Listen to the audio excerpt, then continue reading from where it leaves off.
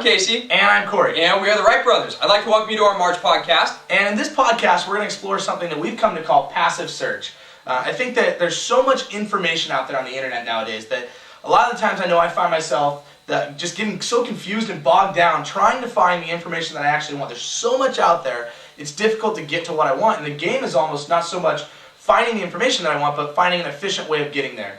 And so we've come to start to employ the use of some passive search tools that are offered by Google out there that allow the information to be brought to us rather than us going out to the information. Yeah, and it really is a completely different game. I mean, when you start having the information come to your doorstep instead of going and searching everywhere from, you're going to find that your life gets so much easier. If you're somebody who spends a lot of time on the internet, researching projects, researching certain products that you might want to buy, or maybe just, you're checking your favorite MLB team site or your favorite TV show site because you like to stay in the loop, you're going to really get a lot out of this podcast. We're going to show you how to get through all of that information in even higher volume, but it's going to be a lot more simpler to get through, and not even that, more than anything, you're going to be able to do it in a fraction of the time that you were spending previously. Perfect. So Casey's going to take you on a quick guided tour of some passive search tools that Google offers, and then we'll come back and talk about some of the practical applications for your life and your business. The first tool we're going to talk about is a web application called Google Reader. In order to understand Google Reader better, let's imagine websites are like magazines. When you find a magazine that has articles you like month after month, you'll probably make the decision to purchase a subscription to save yourself the effort of driving to the newsstand all the time. Now, Google Reader allows you to do the same thing for websites. Instead of bookmarking and visiting your favorite websites periodically to see if anything interesting has been posted, you can have new articles delivered directly to your Google Reader inbox. So to get started, let's visit google.com/reader, and you're going to be directed to this page. Now we want to create a new account, so we're just going to click the big create an account bubble at the bottom right hand corner there. And signing up is free and it takes less than a minute. So once you sign up, you should be looking at a page like this. To begin looking at your favorite websites, just click the add subscription link at the bottom left hand corner. And you can see it's that big blue link in the green box. And once you do that, a little green box is going to pop up. And here you can enter your website that you want to follow just like you would in a standard address bar. So in this case, we're going to go with Politico.com, and we're going to click the little add button at the right of the box. And once we do that, it's going to add our website. It's that easy. And you can see it's going to auto-populate with the last several stories from that website, and it's even going to keep the last 10 in bold. And you can continue adding websites in this manner. You can monitor just a few websites, or you can add hundreds. There's no limit, though. If you add too many sites, you may have trouble keeping up with all the information. At least that's what I've found in the past.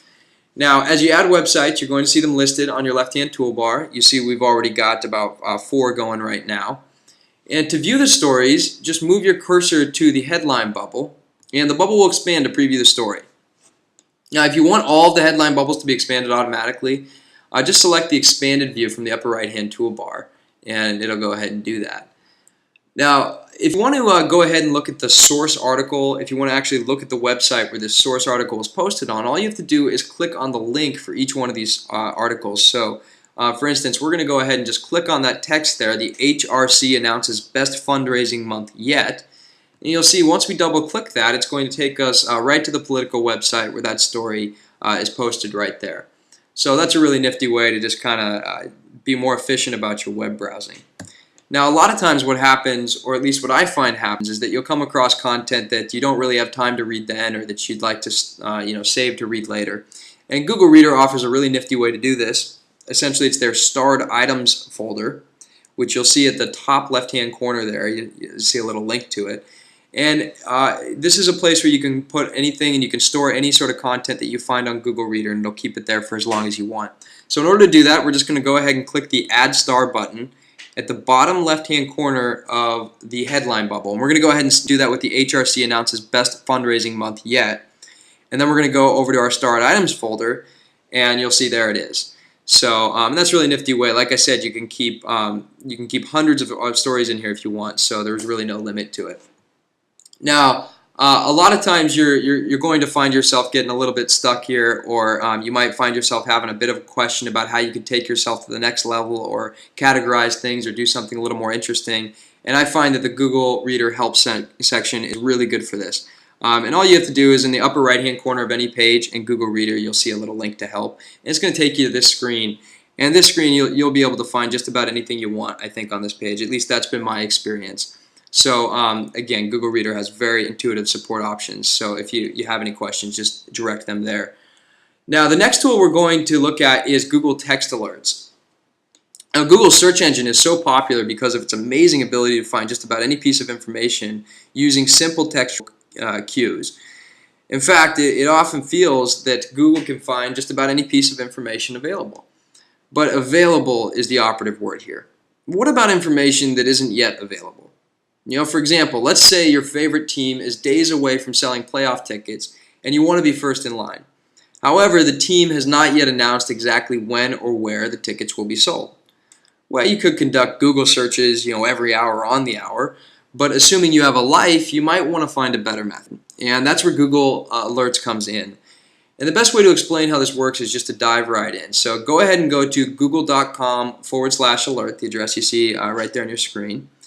And since you've already signed up for an account with Google, you won't have to do that again. You should end up at a page just like this.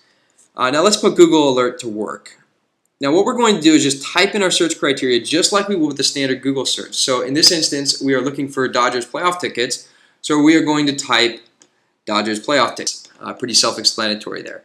Now the second option that we get to take a look at is what type of a search we want. And basically what they're asking here is where do you want us to draw this search from? And you can specify to have the content lifted only from blogs, only from news sites, only from videos, and so on. Now, since we don't want to miss anything in this instance, we're just going to go ahead and set this to comprehensive, which is the default option. And that's going to show us any content that conforms to our search criteria, regardless of its source. Now, next, we get to select how often we want to be notified of the updated content. Now, you can see the default option there is once a day. Now, since we're dealing in seconds here, we're going to select the As It Happens option. And there's several options here. You can go, I think, all the way up to once a month and all the way up to As It Happens here. So we're going to go with the As It Happens option. And now what this means is that as soon as any content is indexed by Google, which is happening pretty much constantly throughout the day, Google will search it for our criteria. It's going to search, it's going to do an exact search for Dodger playoff tickets. Now, if something is relevant to our search, it will email it to me instantaneously, which is why the last option is the email address. So you're going to enter the address you want to receive the updates at, and you're all set. Now, once you click the Create Alert option, the little bubble at the bottom there to create your alert, you're going to be directed to a screen like this. And as you add text alerts, it's going to add each of them on this screen. And you can manage the options here. You can delete them at will from this screen, and it's very easy to manage from here. Now, finally, again, if you have any questions, you can see here in the upper right-hand corner is that little FAQ help thing we're talking about. And if you click that again, Google does a very good job of organizing their support options to make finding your way through just about any problem pretty much a breeze. So that's pretty much it. Two great tools that are very simple to set up and even easier to use.